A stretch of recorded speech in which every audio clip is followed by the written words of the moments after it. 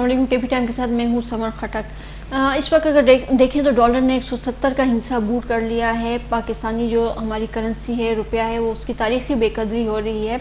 दूसरी तरफ देखें तो हमारे पड़ोसी मुल्क अफगानिस्तान की सूरत हाल भी कुछ अच्छी नहीं है, वहाँ भी हालात बहुत से ख़राब हैं। डॉलर्स के ज़खायर और बैनुल-अक़वामी फ़ंड्स अमेरिका ने फ्रीज़ कर दिए। ये वो मैक्रो इकनॉमिक इंडिकेशंस हैं। अब अफगानिस्तान में बैंकों से पैसे तो निकलवाए जा सकते हैं लेकिन डिपॉजिट नहीं कर सकते। पाकिस्तानी करेंसी जो है वहाँ पे ट्रेड हो रही है, पाकिस्तानी मईशत पर उसके असरात मुरतब होंगे और चंद मज़ीद इश्यूज़ हैं जिस पे आज के प्रोग्राम में हम बात करेंगे। मुझे टेलीफोन लाइन पे ज्वाइन किया है सीनियर जर्नलिस्ट हैं मुबारक ज़ेब साहब। टेलीफोन लाइन पे हमें ज्वाइन किया है सीनियर जर्नलिस्ट हैं एनालिस्ट हैं मुबारक ज़ेब साहब। आपको प्रोग्राम में खुशामदीद कहती हूँ। जी बहुत शुक्रिया। सर, ये जिस तरह से हमने देखा कि अफरात ज़र जिस तरह से बढ़ गया है और फिर इसके साथ ही हमें कीमतें जो है उसकी कमी लाने की खुशखबरी भी दी गई है। शौकत तरीन साहब की तरफ से खुशखबरी आई है। आप समझते हैं कि इसका कौन सा तरीक़ाकार अपनाया जा सकता है? आया ये मुमकिन है, प्रैक्टिकल है कि जो कीमतों में कमी है वो लाई जा सके? जी बहुत शुक्रिया। इस वक्त मसला ये है कि जो प्राइसेस है वो इंटरनेशनल मार्केट में भी ज़्यादा है और गवर्नमेंट ने तो अनाउंस किया था, लेकिन वो जो अनाउंसमेंट है उसके तो 2-3 दिन तो गुजर गए लेकिन अभी तक वो ऑन ग्राउंड उसकी कोई इम्प्लीमेंटेशन नज़र नहीं आ रही है। और इवन यूटिलिटी स्टोर्स में भी अभी कोई चीनी की या ऑयल की जो कह रहे थे कि 50 रुपए कीमत कम करेंगे वो भी नहीं हुआ।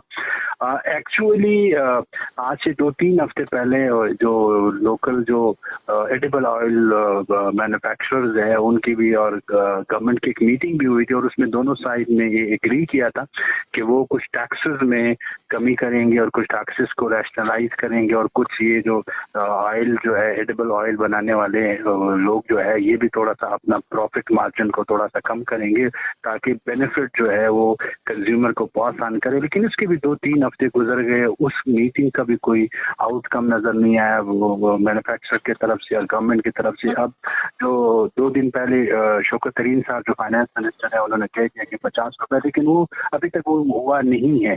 लेकिन जो अब चूंकि हमारा एडिबल ऑयल जो है वो डिपेंडेंट है पॉम ऑयल के ऊपर और पॉम ऑयल की कीमत जो है वो बढ़ गई है, इसमें कोई शक नहीं है। और इसमें जो सबसे मेजर फैक्टर है वो ये है कि आपका करेंसी जो है रुपए बहुत ज्यादा डीवैल्यू हो गई है, बहुत ज्यादा हो गई, 168 169 तक चली गई है। तो जाहिर है तो ये इम्पोर्ट्स जो है आपके कॉस्टली होते जा रहे हैं। तो जब इम्पोर्ट कॉस्टली होगा तो ऑब्वियसली जो बनाने वाला होगा, जो भी चीज होगी, खाने की जितनी भी चीजें हैं और जो चीजें मैन्युफैक्चर जब वो इम्पोर्ट होंगे आपका रुपए डिवैल्यू होगा तो ऑटोमेटिकली चाहे वो कंज्यूमर आइटम है या नॉन कंज्यूमर आइटम्स है वो उनकी कीमतें बढ़ेंगी क्योंकि आपकी करेंसी बहुत ज्यादा डिवैल्यू हो रही है और वो कोई उसमें स्टेबिलिटी नजर नहीं आ रही है। तो ये जो फूड इम्पोर्ट इन्फ्लेशन है ये बिकॉज ऑफ आपका जो है ना करेंसी की डिवैल्यूएशन की वजह से, फिर इंटरनेशनल जो सप्लाई लाइन में डिसरप्शन हुई है कोविड की वजह से, वो भी एक फैक्टर है। तो ये एक इंटरनेशनल फिनोमेना भी है लेकिन डोमेस्टिक हमारे पॉलिसीज का भी नतीजा है जिसकी वजह से हमारी करेंसी भी डिवैल्यू होती चली जा रही है। अच्छा, ये डॉलर की कीमत में इजाफा होता जा रहा है। हम देखेंगे 170 का जो हिस्सा है वो तो उसने बूट कर लिया है। ये कहीं जाके रुकेगा क्योंकि फिर तो कर्जे इसी हिसाब से बढ़ेंगे ना? जी बिल्कुल।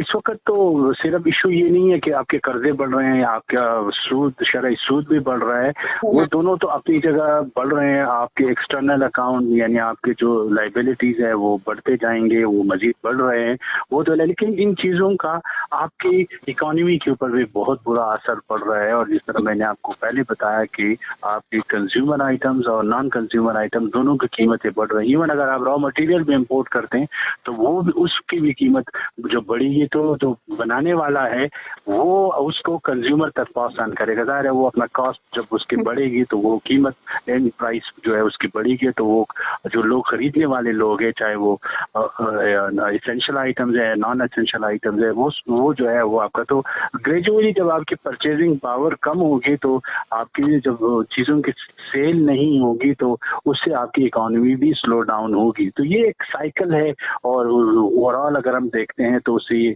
स्लो डाउन जो है आपकी इकोनॉमी होगा। जब लोग कंज्यूम ही नहीं करेंगे, जाहिर है उनके पास जब एक्स्ट्रा पैसे नहीं होंगे, बजट नहीं होंगे, तो फिर उसकी मल्टीपल डायमेंशन है, अगर आप उसको देख ले तो वाकई एक सीरियस इशू है। और मुझे गवर्नमेंट की तरफ से कोई चीज नजर नहीं आ रही कि वो इस करेंसी को स्टेबलाइज कर सके। अच्छा मुबारक ज़ैब साहब, एक तरफ तो हम कहते हैं ना कि हमारे पास रिकॉर्ड रिजर्व्स हैं, जैसे $20 बिलियन जो है ना हमारे पास हैं, तो दूसरी तरफ डॉलर की कीमत में भी इजाफा हो रहा है। तो आप क्या समझते हैं कि इसकी वजह अभी इंपोर्ट्स है, या दूसरी तरफ जो कहा जा रहा है कि पाकिस्तान से जो है वो उधर अफगानिस्तान जो है वो डॉलर जा रहा है? नहीं, वाई अफगानिस्तान, हम मतलब है कि अफगानिस्तान डॉलर क्यों जाएगा, क्योंकि वो मैं देख रहा था कि कल परसों इस तरह की चीज चल रही थी, लेकिन हमने देखा कि उसके FBI ने भी उसकी तरदीद दी कि नहीं, हमारी एयरपोर्ट्स पे और उस पे जो है वो हम स्ट्रिक्ट सर्विलेंस रखा हुआ है। मैं रूल आउट नहीं करता कि जा रहे होंगे नहीं, लेकिन ओवरऑल उस पर कोई रिस्ट्रिक्शन तो है ही नहीं। आपके जो मुल्क से जो आउटफ्लोज है वो तो रॉयल्टी की शक्ल में भी जा रहे हैं, आपके मुल्क से जो आउटफ्लोज है वो जो बाहर के इन्वेस्टर्स है उनकी जो डिविडेंड इनकम है वो भी तो मुल्क से बाहर जा रहे हैं। तो कोई रिस्ट्रिक्शन तो है नहीं, यानी क्रॉस बॉर्डर मूवमेंट के ऊपर इस तरह तो नहीं। अगर रिस्ट्रिक्शन है तो वो सिर्फ आपकी इंडिविजुअल जो कैरियर है उसके ऊपर होगा कि वो $10,000 से ज्यादा नहीं लेके जा सकता, लेकिन बाकी जो सिस्टम के थ्रू पैसे ले जाना है तो उसके लिए तो कोई रिस्ट्रिक्शन है ही नहीं।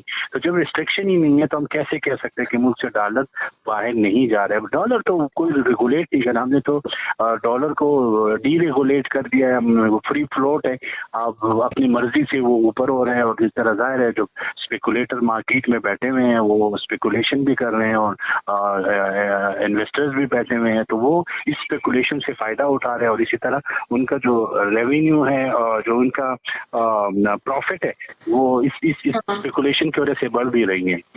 अच्छा, ये जो कहा जा रहा है कि अफगानिस्तान की मुआशी जो हालत है उसके असरात पाकिस्तान पे आ रहे हैं, जिसकी वजह से डॉलर की जो कदर है उसमें इजाफा हो रहा है। तालिबान के काबुल पे कब्जे के बाद अफगानिस्तान में जो डॉलर है उसकी क्या अहमियत है? देखिए, अगर मैंने आपको पहले कहा कि अफगानिस्तान के साथ हमारा जो ट्रेड हो रहा है वो ज्यादातर रुपए की शक्ल में हो रहा है, और हमारा कोई $1 बिलियन तक या $1.5 बिलियन का बायलैटरल ट्रेड है between Pakistan and Afghanistan.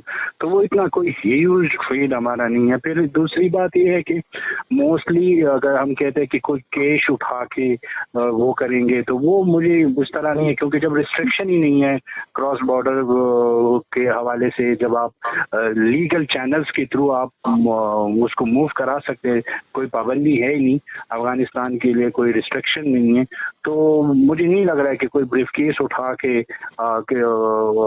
Border को जाके वो अफगानिस्तान लेके जाएंगे। इस तरह की चीज मुझे नजर नहीं आ रही। किसी भी मुल्क का आपके डॉलर जो है आप रेगुलर स्टेट बैंक के थ्रू जो है आप बेच सकते हैं, उस पर कोई रिस्ट्रिक्शन नहीं है। ठीक है।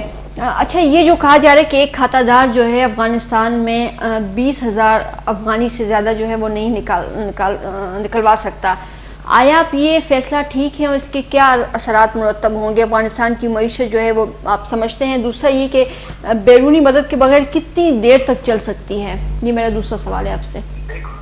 देखिए, अफगानिस्तान की इकोनॉमी इस तरह सिस्टमेटिक इकोनॉमी नहीं है, वो ज़्यादातर ट्रेडिंग इकोनॉमी है, और उनके जो ट्रेडिंग हो रही है वो वहाँ पे कोई ह्यूज सर्विसेज बेस्ड इंडस्ट्री नहीं है, कोई मैन्युफैक्चरिंग नहीं है, उसमें स्मॉल फार्मिंग हो रही है और इनके एग्रीकल्चर प्रोड्यूस है, जो फ्रूट्स एंड वेजिटेबल्स जो है वो मुसलसल आ रहे हैं, पाकिस्तान भी आ रहे हैं और पाकिस्तान से भी चीज़ें जा रही हैं, तो वो तो उसमें कोई रिस्ट्रिक्शन नहीं है। तालिबान के आने के बाद वो मूवमेंट चल रही है। फिर दूसरी बात है कि जो ट्रांजिट के ट्रेड है, ट्रांजिट के ट्रेड के लिए उनको लिए जो डॉलर चाहिए, तो जो ट्रांजिट ट्रेडर्स हैं वो इंडिविजुअल है, they are not the state agent, वो गवर्नमेंट तो नहीं कर रहे, वो इंडिविजुअल जो बिजनेसमैन है वो कर रहे हैं। तो वहाँ से भी कोई कोई ऐसी चीज नहीं है कि उनके जो चीजें हैं वो जो ला रहे हैं वो उसी तरह वो चल रहे हैं। हाँ, अफगानी करेंसी जो है उसके ऊपर प्रेशर बहुत ज्यादा है, तो वो अफगानी करेंसी जो है वो भी डीवैल्यू हो गई है। तो जब उनकी अफगानी करेंसी डीवैल्यू हो गई तो फिर उनके जो प्रोडक्ट्स है जब वो, लेकिन मुबारक ज़ैब साहब इस वक्त अगर देखें तो अफगानी करेंसी जो है वो स्टेबल है।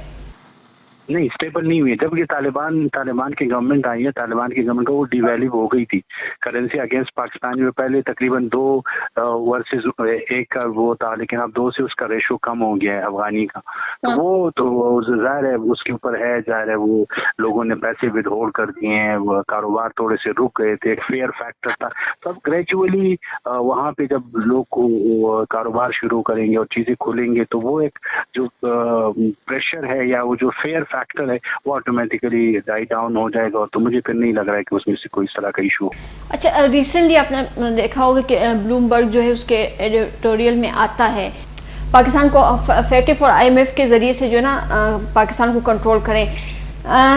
अगर हम देखें अफगानिस्तान का मलबा जो है पाकिस्तान पे गिराते हैं, अगले महीने हम IMF से बात करने जा रहे हैं। आप क्या समझते हैं कि पाकिस्तान पे IMF के ज़रिए से कितने कंप्रोमाइज़ जो है वो करवाए जा सकते हैं या फिर कोई सिक्योरिटी कंप्रोमाइज़ हो सकते हैं? देखिए असल में इशू ये है कि अभी हमारा जो IMF का प्रोग्राम है वो फ्रीज हुआ है पिछले 3 महीनों से, क्योंकि वो जो लास्ट बजट से पहले जो डिमांड वो कर रहे थे कि पर्सनल इनकम टैक्स रेट्स बढ़ा दे, कुछ मजीद एडिशनल टैक्सेशन मेजर्स करे, वो चीज़ें करे, तो वो पाकिस्तान ने नहीं किया और उनको कहा कि हमारा जो इंडिजिनस प्लान है उससे हमें रेवेन्यू आ रहा है। तो ये जो 3 मंथ है इसमें रेवेन्यू परफॉर्मेंस तो इम्प्रेसिव है। तो जाहिर है वो IMF तो आपका डेटा को देख रहे हैं, वो वॉच कर रहे हैं, चीज़ें मॉनिटर कर रहे हैं, तो उनको तो भी अंदाज़ा हो रहा है कि रेवेन्यू तो ग्रो कर रहे हैं और डबल डिजिट ग्रो कर रहे हैं।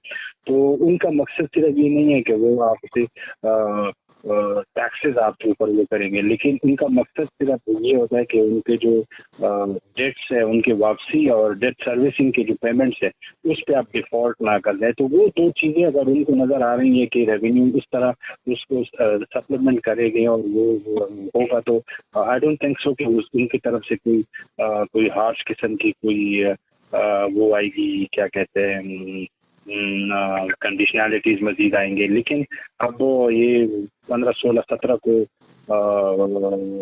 फाइनेंस मिनिस्टर जो है वो वहाँ जाएंगे और फिर उसको जाके देखेंगे कि क्या होता है। तो 17 तक क्लियर हो जाएगा, लेकिन मुझे लग रहा है कि शायद IMF जो है वो इतना फिर कोई स्ट्रिंजेंट किस्म की कंडीशन नहीं लगाएंगे। मुबारक ज़ैब साहब, थैंक यू सो मच आपके टाइम का। नाज़रीन, अफगानिस्तान की सूरत-ए-हाल पे मज़ीद बात करेंगे, लेकिन लेते हैं छोटी सी ब्रेक। Stay with us.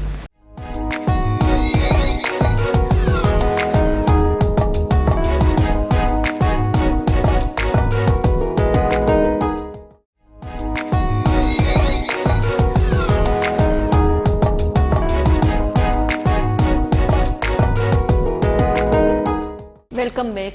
हमें टेलीफोन लाइन पे ज्वाइन किया है अफगान अमूर के माहिर मुश्ताक यूसुफजई साहब। सर, आपको प्रोग्राम में खुशामदीद कहती हूँ।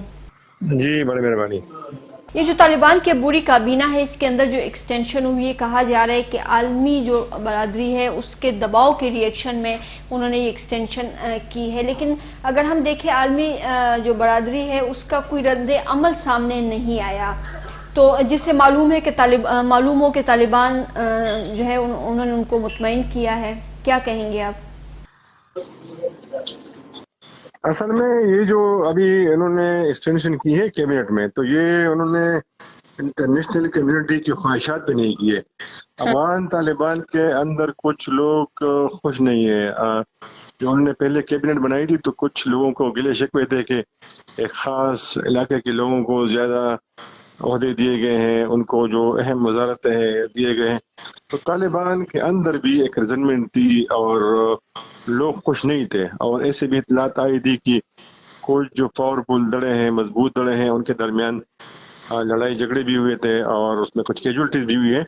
तो ये जो उन्होंने अभी मजीद लोगों को वजारत दी है और ओहदे दिए हैं, तो ये जो इंटरनल प्रेशर था, दबाव था मुख्तलिफ दलों की तरफ से और जो अहम लोग ताकतवर कमांडर्स हैं उनकी तरफ से जो दबाव था, ये ऐसा लग रहा है कि उनको एकमोडेट किया गया है और वो जो उनके मसाइल थे, गिले शिकवे थे, उनको दूर करने के लिए किया गया है। ये आप कहना चाह रहे हैं जो कंदहार हक्कानी ग्रुप के दरमियान जो एक टेंशन हुई थी, आप उसकी बात कर रहे हैं?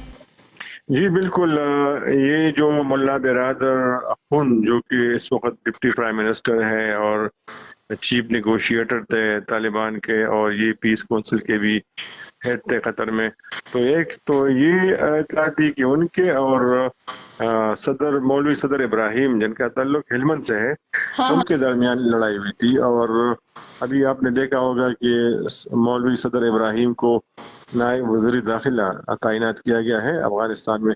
تو ایسی اطلاعات تھی کہ جو یہ مضبوط دڑے تھے ان کی طرف سے جو دباؤ تھا، تو یہ ان کی دباؤ پر سمجھا جا رہا ہے کہ لوگوں کو مختلف ذمہ داریاں سونپی گئی ہیں. لیکن اب بھی ایسی اطلاعات آ رہی ہے کہ کچھ اور بھی دڑے ہیں، کچھ لوگ ہیں کہ وہ خوش نہیں ہیں. آپ نے شاید کل وہ جو آڈیو بیان تھا وزیر دفاع ملا یعقوب کا، وہ بھی آپ نے سنا ہوگا، اور ملا یعقوب نے یہ بیان دیا ہے کہ مختلف جو دڑے ہیں افغان طالبان کے، انہوں نے جرائم پیشہ افراد کو داخل کرایا ہے اسلامک امارت میں، طالبان کے موومنٹ میں.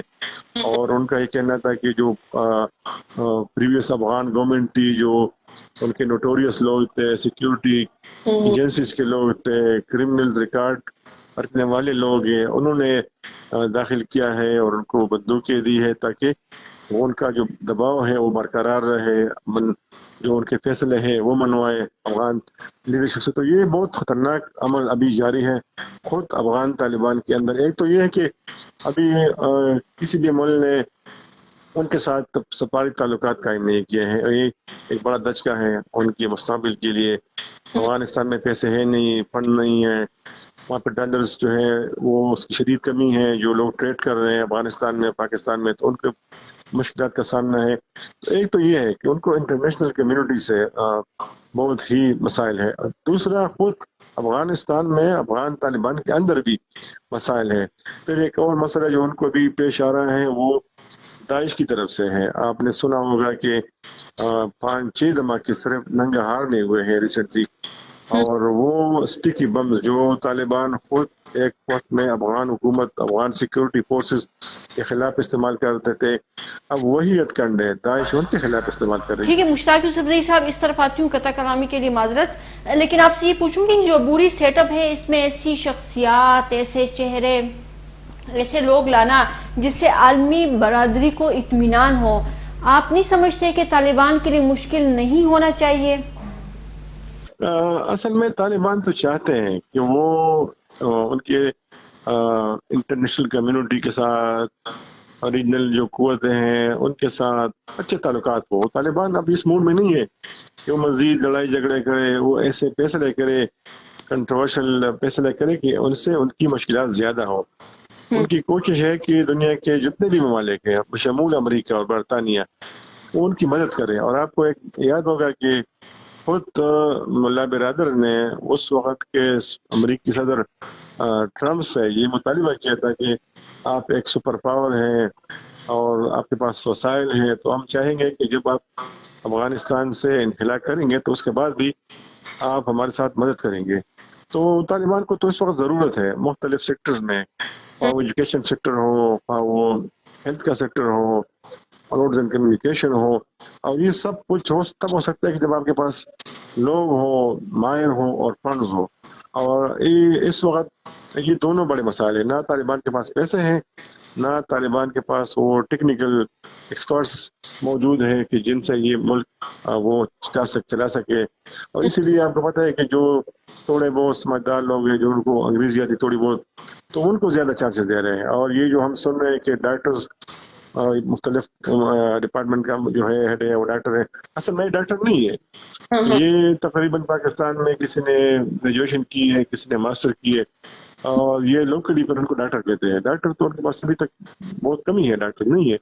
اور جو اہم لوگ تھے ان میں جن کو انگریزی آتی تھی، جو تھوڑے بہت دنیا کو سمجھتے تھے، تو ان کو بھی گلے شکوے ہیں. کیونکہ زیادہ تر لوگ جو میری ان سے بات ہوئی ہے تو وہ کہتے ہیں کہ آپ کے پاس اگر ایک مضبوط قوت آپ کے پیچھے ہو زیادہ بندوق بردار آپ کے پیچھے ہو تو پھر تو آپ کو اہم عہدہ مل سکتا ہے. لیکن اگر آپ زیادہ ہی قابل ہو, آپ کے پاس نالج ہو, اسکلز ہو, لیکن آپ کے بیک پہ آپ کے پیچھے مضبوط گروپ نہ ہو, قوت نہ ہو, تو پھر آپ کے لیے ممکن نہیں ہے کہ آپ اچھا عہدہ حاصل کریں. اچھا, یہ جو انکلوسیو حکومت کی بات کرتے ہیں, کیونکہ دنیا کی نظر میں اس کی انٹرپریٹیشن کچھ اور ہوگی, طالبان کی نظر میں شاید کچھ اور ہے, وہ ہر کوئی اپنے اپنے انداز سے سوچ رہا ہے.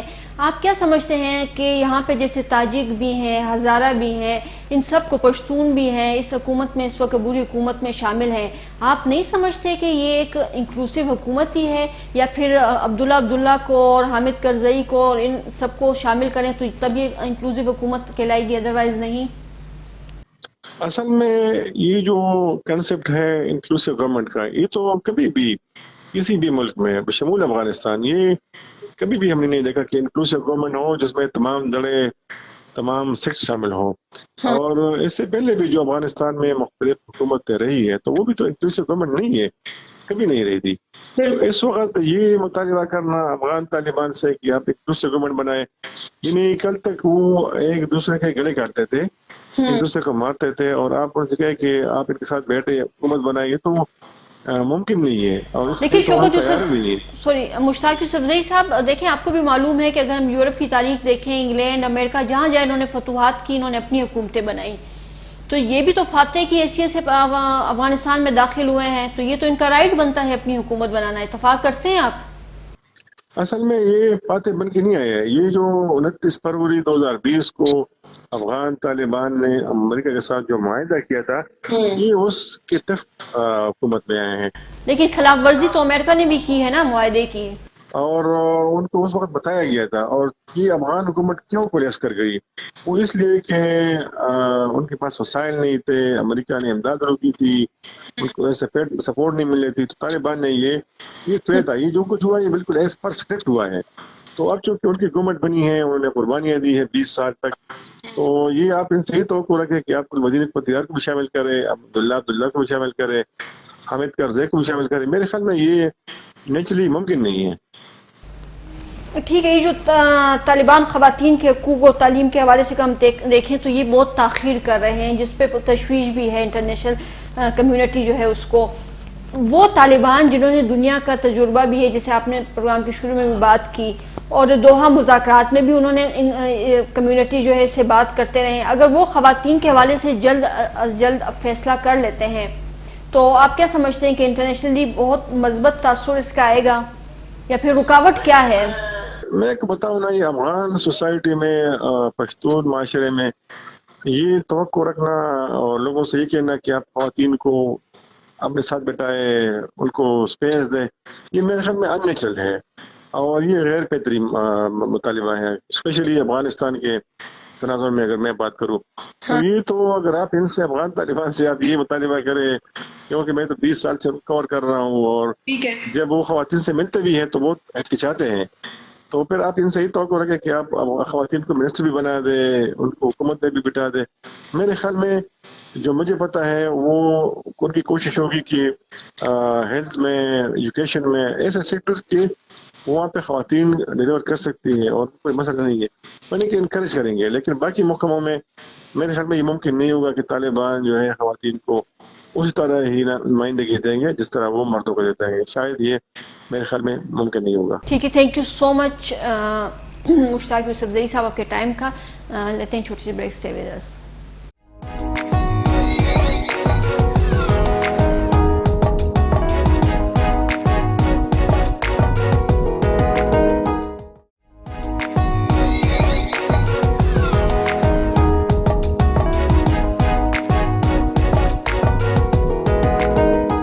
Welcome back. ہمیں اسٹوڈیو میں جوائن کیا ہے سینئر جرنلسٹ اعجاز احمد صاحب. آپ کو پروگرام میں خوش آمدید کہتی ہوں.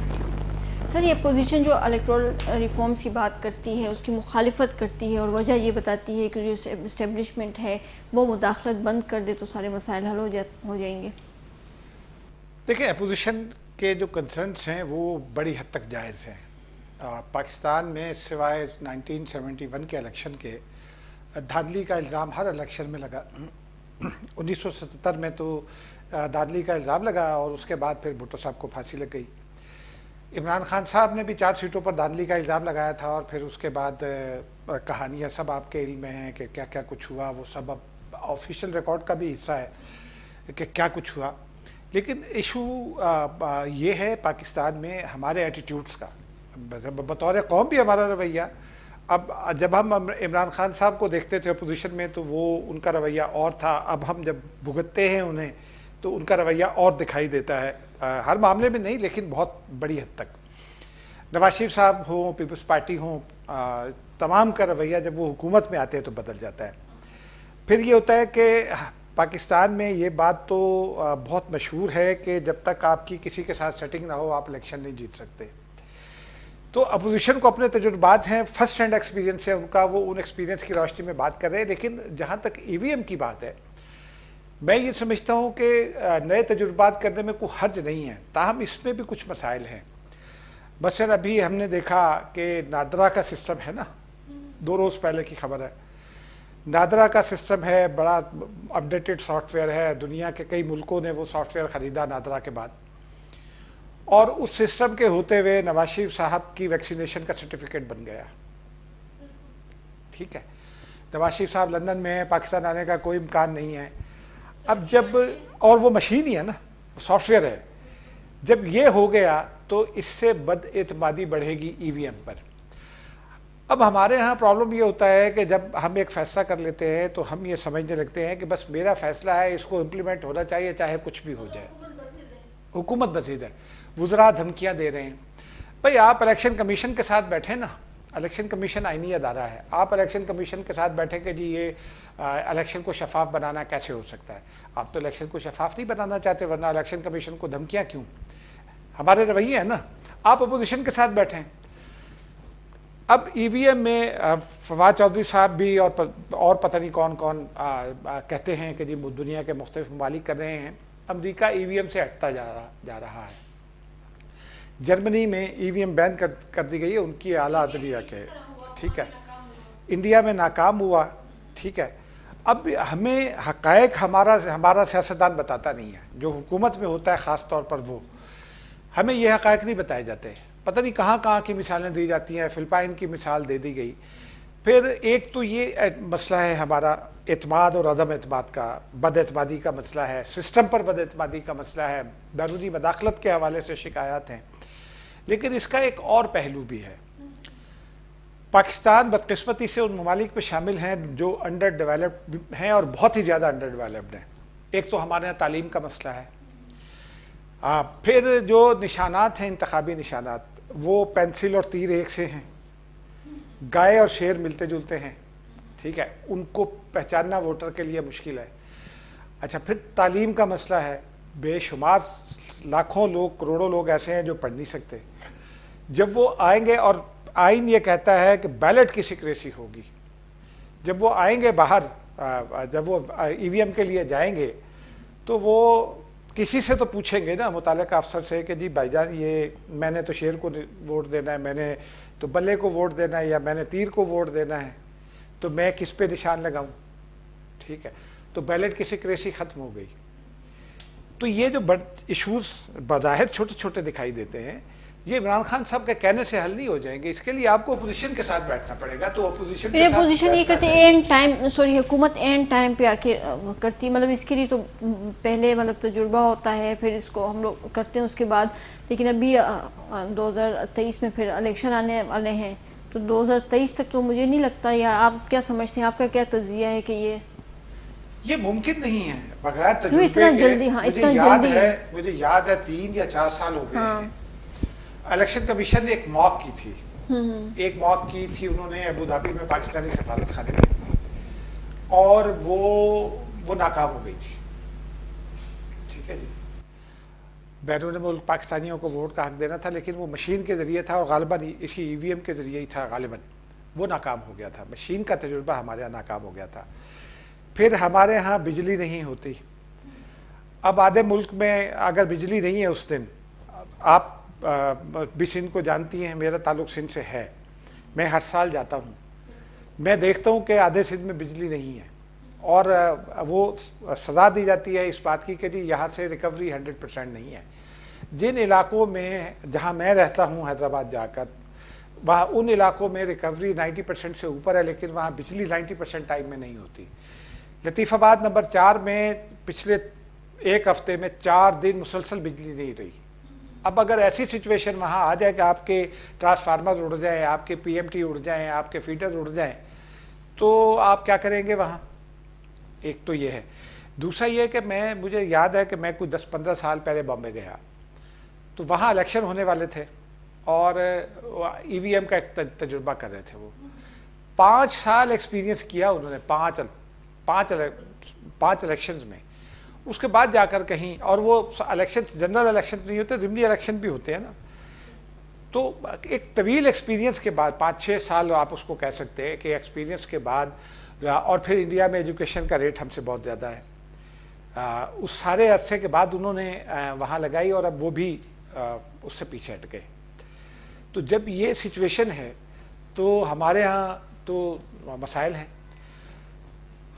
ہمارے ہاں صرف ایک ہی پرابلم ہے، اگر ہم اعتماد کرنے میں کامیاب ہو جائیں۔ اچھا، اس میں ایک اور چیز ہے، کہتے ہیں کہ لاکھوں کا، جیسے ہمارا لاکھوں کا ووٹ آپ کو بھی پتہ ہے کہ یہاں پہ ضائع ہو جاتا ہے۔ اب اس مشین میں کوئی ووٹ ضائع کرنا چاہے بھی تو ضائع نہیں کر سکتا، جیسے باہر سے آتا ہے اور تھیلیوں میں ووٹ ڈلتا ہے، تو یہاں وہ چیز پھر نہیں ہوگی۔ نہیں، کیوں نہیں ہوگی؟ دیکھیں نا، مشین تو آپ اور میں، ہم تو پڑھے لکھے لوگ ہیں نا، ہم مشین کو ریڈ نہیں کر سکتے، ٹھیک ہے؟ اب جب مشین رکھی گئی ہے، اس سے پہلے فیڈ کر دیے گئے ہیں اگر کچھ ووٹ، دیکھیں نا، مشین کو تو آپ مینیپولیٹ کر سکتے ہیں نا۔ ہاں ٹھیک ہے جی، ہر تیسرا ووٹ۔ اب یہ فیڈنگ جو ہے وہ اس کو کون روکے گا، اس پر کون اعتماد کرے گا؟ پھر آپ کے ہاں جو میں اعتماد کا مسئلہ کہہ رہا ہوں، پچھلے الیکشن کے بہت سارے تجربات میرے سامنے ہیں۔ ڈاکٹر فہمیدہ مرزا، فیصل صالح حیات یعنی محبوب سلطان صاحب کا حلقہ، شاہد خاقان صاحب کا حلقہ، یہاں ری کاؤنٹ ہوا، فیصل صالح حیات کے ووٹ بڑھ رہے تھے اور انہوں نے 25 تھیلے کھلوانے تھے۔ 5 تھیلوں میں ان کی جو لیڈ تھی وہ محبوب سلطان صاحب کی کم ہو گئی تھی۔ اس کے بعد الیکشن کمیشن کا عملہ دوڑ گیا کہ جی ہم تو، اور وہ الیکشن کمیشن کا عملہ نہیں ہوتا بیسیکلی، وہ ڈسٹرکٹ ایڈمنسٹریشن کا عملہ ہوتا ہے، وہ دوڑ گیا کہ ہم کاؤنٹنگ نہیں کرتے۔ شاہد خاقان صاحب کے حلقے میں بھی یہی ہوا، میں وہاں موجود تھا، ٹھیک ہے جی، وہاں بھی یہی ہوا۔ ڈاکٹر فہمیدہ مرزا کے حلقے سے بھی اسی قسم کی رپورٹس آئیں۔ پھر وہ جو آپ نے تجزیہ کرا لیتے ہیں ووٹوں کا تھمس کا، اس میں کراچی میں ملیر میں غالباً میجر ریٹائرڈ جمیل صاحب جس سیٹ سے ہوئے، اس سیٹ میں پیپلز پارٹی کے امیدوار نے تجزیہ کرایا تو ان کے ووٹ بڑھ گئے تھے، اور 10,000 سے زیادہ تھمس جو ہے نا وہ جعلی نکلے تھے، تو وہ اس کا کوئی نتیجہ نہیں آیا۔ آج تک پی ٹی آئی کے وہی امیدوار ایم این اے ہیں، اور پیپلز پارٹی والا بیچارہ در بدر رلتا ہے۔ کئی جگہوں پر یہ پی ٹی آئی کے ساتھ بھی اس سے پچھلے الیکشن میں ہوا ہوگا، اس الیکشن میں بھی ہوا ہے، ٹھیک ہے؟ تو یہ ساری جماعتیں جو ہیں یہ متاثرہ ہیں۔ اب اگر تمام جماعتیں متاثرہ ہیں تو وہ اعتبار تو پہلے قائم کریں۔ اگر آپ کے ہاں اعتماد قائم ہو جائے، اگر آپ اسٹیبلشمنٹ کو، جو اپوزیشن کہتی ہے، اب اپوزیشن کو یہ اطمینان ہو جائے کہ اسٹیبلشمنٹ کی مداخلت نہیں ہوگی، اور اسٹیبلشمنٹ خالی فوج نہیں ہے، سویلین بیوروکریسی ہماری بہت کچھ کرتی ہے، یہ اسٹیبلشمنٹ کا حصہ ہے، اور سویلین بیوروکریسی بہت زیادہ کرتی ہے۔ مجھے یاد ہے 2013 کے جب الیکشن ہوئے تو افتخار چودھری صاحب چیف جسٹس تھے، انہوں نے مٹیاری میں جا کر امین فہیم کے حلقے میں وہ جو افسران تھے پولنگ سے متعلق، ریٹرننگ اور دیگر افسران، ان کو بلا کر ایک لیکچر دیا تھا، اور اس کے بعد امین فہیم صاحب بھی بڑی مشکلوں سے جیتے تھے۔ تو یہ مداخلتیں اگر ہماری بند ہو جائیں اور اعتماد قائم ہو جائے، اور یہ طے کر لیں ہم بطور سر، کوئی دلیل ہے، کوئی طریقہ کار ہے کہ قائل کیا جا سکے؟ کیونکہ پاکستان میں بہت مشکل ہے، یہ آپ سمجھتے ہیں کہ مشکل ہے قائل کرنا؟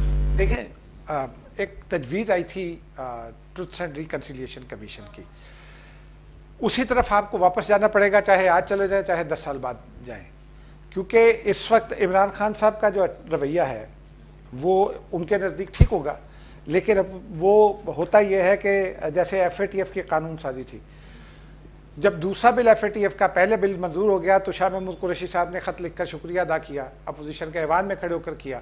دوسرے بل کے موقع پر عمران خان صاحب نے کہا اپوزیشن تو این آر او مانگ رہی ہے، اور آج تک اس کا ثبوت نہیں دیا۔ اس کے بعد سے حکومت اور اپوزیشن میں جو بد اعتمادی ہے، پہلے وہ ختم ہونی چاہیے، پھر ہمارے یہاں تقریباً 127 لوگ ہیں جو سسٹم کو خراب کرتے ہیں. وہ ایک الیکشن میں ایک پارٹی میں ہوتے ہیں, اگلے الیکشن میں وہ کسی اور پارٹی میں چلے جاتے ہیں. ہم اگر یہ راستے بند کر دیں, آزاد امیدوار ایک بڑا مسئلہ ہے, آزاد امیدواروں کا راستہ روک دیا جائے کسی طرح بھی لیجسلیشن سے, پولیٹیکل بنیادوں پر کسی بھی پولیٹیکل پارٹی کے امیدوار ہوں, فلور کراسنگ کا ہر راستہ بند کر دیا جائے. ابھی تو خفیہ فلور کراسنگ ہو جاتی ہے, اب راستے تو بند ہیں. پھر اعتماد کی فضا قائم ہو اور ہم بطور حکومت یہ طے کر لیں, اور بطور ادارہ جو بھی ہمارے ادارے ہیں جن سے شکایات ہیں, اگر ہم یہ طے کر لیں کہ الیکشن صاف شفاف ہونا ہے, تو کوئی وجہ نہیں ہے کہ پاکستان میں الیکشن صاف شفاف نہ ہو. باہر کے جو لوگ ہوتے ہیں 1 کروڑ ووٹرز ہیں, آپ کو معلوم ہوگا کہ انہوں نے پچھلے سال $29 بلین جو ہے وہ ترسیلات بھیجی ہیں. اگر ہم آئی ایم ایف کی بات کریں تو 39 منتھس میں وہ ہمیں $6 بلین جو ہے وہ قرضہ دیتا ہے, اور انہوں نے ایک جھٹکے میں ہمیں دے دیا ہے. تو آپ نہیں سمجھتے کہ جو باہر کا ووٹر ہے جس پہ اپوزیشن اعتراض ہے کہ ہمیں اس کا ووٹ بھی نہیں چاہیے اور یہ بھی ووٹ نہ ڈالیں, تو کیا ان کا حق نہیں بنتا؟ کیونکہ یہ وہ ووٹر ہے جو ظاہر بات ہے انفارم ووٹر ہوگا, وہ پھر جیلوں کی کہانیاں اور پھر جو ان کے ووٹ کو عزت دو, ان چیزوں پہ تو نہیں جائے گا نا. نہیں, ایسا نہیں ہے. جو بیرون ملک پاکستانی ہے وہ سب سے زیادہ اس حوالے سے سیاسی حوالوں سے ریلیٹڈ ہوتا ہے, کیونکہ وہ وہاں, میرا ذاتی ایکسپیرینس ہے, وہ وہاں پولیٹیکل پروسیس کا حصہ نہیں بنتا اور وہ پروپیگنڈے میں آتا ہے بیرون ملک پاکستانی جو ہے. لیکن یہ ایشو نہیں ہے, اس کے 2 پہلو ہیں, اور ہم بطور قوم اس کو سمجھتے نہیں ہیں, اور نہ ہی حکومت اس کو سمجھاتی ہے, اور نہ ہی اپوزیشن اس پر کھل کر بات کرتی ہے. بیرون ملک پاکستانیوں کو ووٹ کا حق اب بھی حاصل ہے. وہ اس طرح سے حاصل ہے کہ جو پاکستانی جابز کے لیے باہر گئے ہیں, ان کے ووٹ ان کے حلقوں میں رجسٹرڈ ہیں, وہ وہاں سے آئیں, الیکشن پر چھٹی لے کر آئیں, ووٹ ڈالیں, چلے جائیں, کوئی ممانعت نہیں ہے. مسئلہ ان لوگوں کا ہے جو ڈیول نیشنل ہیں, یا ان لوگوں کا ہے جنہوں نے پاکستانی نیشنلٹی چھوڑ دی, دوسرے ملک کی نیشنلٹی لے لی, اور اب وہ پاکستان میں ووٹ ڈالنا چاہتے ہیں. ان کی کنٹریبیوشن ہے, اس میں کوئی شک نہیں ہے. لیکن کنٹریبیوشن کیا ہے؟ وہ پاکستان کے لیے تو باہر نہیں گئے تھے ویسے, ایمانداری سے اگر آپ تجزیہ کریں کھل کر. نہیں, دیکھیے نا, وہ اپنی مالی حیثیت بہتر بنانے کے لیے, اپنے خاندان کی مالی حیثیت بہتر بنانے کے لیے, اپنی جائیداد بہتر بنانے کے لیے باہر گئے تھے. اور بے شمار چودھری سرور جیسے لوگ تو پاکستان کی شہریت بھی چھوڑ کر گئے تھے, اب ان کو درد ہے اس ملک کا. ٹھیک ہے, تو جو لوگ ملازمت کرنے گئے ہیں بیرون ملک اور وہاں مشکلات بھگتتے ہیں اور یہاں پیسہ بھیجتے ہیں, ان کی کنٹریبیوشن تو نو ڈاؤٹ کہ بہت تسلیم شدہ. لیکن جن لوگوں نے اپنے بہتر مستقبل کی خاطر اس پاکستان ملک کی شہریت چھوڑ دی تھی, وہ کہاں سے محب وطن آ گئے؟ ایک سوال اس میں ہے. لیکن اس میں پرابلم یہ ہے کہ اگر آپ مشین کے ذریعے بھی, اگر آپ ان دنیا کے 200 ممالک ہیں جہاں ایسے پاکستانی ہیں, اب آپ یہ تو نہیں کر سکتے نا کہ روانڈا میں جو پاکستانی ہے اس کو آپ ووٹ کا حق نہ دیں اور یو اے ای میں پاکستانی کو دے دیں. تو آپ کو 272 حلقوں میں ہر حلقے میں کم سے کم 300 ساڑھے 300 پولنگ اسٹیشنز ہوتے ہیں. پولنگ اسٹیشنز کے اندر 4 بوتھ ہوتے ہیں. تو آپ کو یہ تلاش کرنا کہ اس کا ووٹ کس بوتھ میں ہے اور وہ اس مشین میں فیڈ کرنا بیرون ملک پاکستانی کو دینے کے لیے سب سے بڑا ایک پرابلم ہے. ٹھیک ہے جی. دوسرا بڑا پرابلم یہ ہے کہ جن لوگوں نے پاکستان کی شہریت چھوڑ دی اور وہ ان ممالک میں وہ ابھی بھی وہ شہریت چھوڑنے پر تیار نہیں ہے, کیونکہ بیشتر بہت سارے ممالک ایسے ہیں جن کے ساتھ ہمارا ڈیول نیشنلٹی کا وعدہ نہیں ہے. تو ان کو پاکستانی شہریت لینے کے لیے وہاں کی شہریت چھوڑنی پڑے گی. کیا وہ چھوڑنے پر تیار ہے؟ ان کو آپ ووٹ کا کیسے دینا چاہتے ہیں؟ اور زیادہ تر وہ لوگ ہیں جیسے زلفی بخاری صاحب کے والد, وہ یہاں سے چلے گئے تھے, ٹھیک ہے, انہوں نے نہیں چھوڑی شہریت. تو زلفی بخاری صاحب کا تو رائٹ بنتا ہے کہ وہ برٹش نیشنل ہے, بائی بورن برٹش ہے وہ, لیکن وہ آئیں پاکستان میں ووٹ بھی ڈالیں اگر وہ آئین. لیکن آئین میں یہ لکھا ہے کہ ڈیول نیشنل کو آپ حکومتی عہدہ نہیں دے سکتے کیونکہ وہ. ٹھیک ہے اجازت, ایک تو پروگرام کا ٹائم ختم ہو رہا ہے, کوئکلی اگر آپ مجھے آنسر دیں. الیکشن کمیشن حکومت کے درمیان جو تنازعہ ہے کیا رخ اختیار کرے گا؟ کیا سمجھتے ہیں کوئی معاملہ ٹھنڈا ہو جائے گا؟ میرا نہیں خیال, اگر حکومت نے رویہ نہیں بدلا. ابھی تک الیکشن کمیشن کا رویہ جو ہے اس کے اوپر کوئی بڑا اعتراض نہیں آیا کسی بھی جانب سے. الیکشن کمیشن ابھی تک مثلا اس کے اوپر تو الزامات لگ رہے ہیں کہ وہ فورن فنڈنگ کیس کا فیصلہ نہیں کر سکا, فیصل وافدہ کی نااہلیت کا فیصلہ نہیں کر سکا, اور بہت سارے مقدمات وہاں زیر سماعت ہیں. تو وہ اس طرح سے انڈر پریشر ہیں, شاید وہ اس پریشر سے نکلنے کی کوشش کریں. لیکن حکومت کو بھی یہ سوچنا چاہیے کہ اگر وزیر بیٹھ کر یہ کہے کہ الیکشن کمیشن کو آگ لگا دو, تو سیکیورٹی کے حوالے سے پاکستان کا بیرون ملک امیج کیا بنے گا؟ پھر نیوزی لینڈ کی ٹیم کیوں نہیں واپس جائے گی؟ بس یہ آخری سوال آپ سے پوچھیں، ابھی آپ نے یہ بولا ہے کہ نوٹسز اگر جاتے ہیں تو جواب توقع ہے کہ نرمی سے دیا جائے گا؟ مجھے نہیں لگتا، کیونکہ میں نے ابھی پچھلے 2-3 دنوں میں وزراء کی پریس کانفرنس سے دیکھی بھی، اٹینڈ بھی کی ہیں. مثلا اعظم سواتی صاحب نے پی آئی ڈی میں کھڑے ہو کر دھمکی آمیز انداز میں کہا کہ سلطان سکندر راجہ دیکھو میں ابھی بھی وزیر بھی ہوں اور ابھی بھی میں سینیٹر بھی ہوں تمہارے نوٹس کے باوجود. تو جب یہ رویہ ہوگا، فواد چودھری صاحب کا جو رویہ ہے، اسد عمر صاحب سافٹ اسپوکن ہے لیکن جو الفاظ ہوتے ہیں ان کے، یا دیگر وزراء کا جو رویہ ہے وہ جب تک بہتر نہیں ہوگا، الیکشن کمیشن کے ساتھ تعلقات بھی بہتر نہیں ہوں گے. اور وزراء کو، الیکشن کمیشن آئینی ادارہ ہے، وزراء کو جواب دینا ہوگا، ورنہ آئینی طور پر وہ نااہل ہو سکتے ہیں، کیونکہ کسی بھی آئینی ادارے کی توہین وہ آئین کی توہین کے زمرے میں آتی ہے. ان کو یہ جواب دینا ہوگا، دینا چاہیے. اور اگر حکومت سنجیدہ ہے تو وہ وزیر اعظم اپنے وزراء کو بلا کر یہ سمجھائیں کہ وہ اپنا رویے کو درست کرے، کیونکہ اداروں کے ساتھ ڈیل کرنے کا یہ کوئی طریقہ نہیں ہے. آج ادارے میں ہو سکتا ہے برا آدمی ہو، لیکن 10 سال کے بعد ہمارے ہی رویے سے اچھا آدمی آ سکتا ہے. اداروں کو ہم نے بلڈ کرنا ہے، حکومت نے بلڈ کرنا ہے. اداروں میں اچھے لوگ تعینات کریں گے تو ادارے اچھی طرف جائیں گے. بالکل. تھینک یو سو مچ آپ کے ٹائم کا. آپ تک کے لیے اتنا ہی. اللہ حافظ.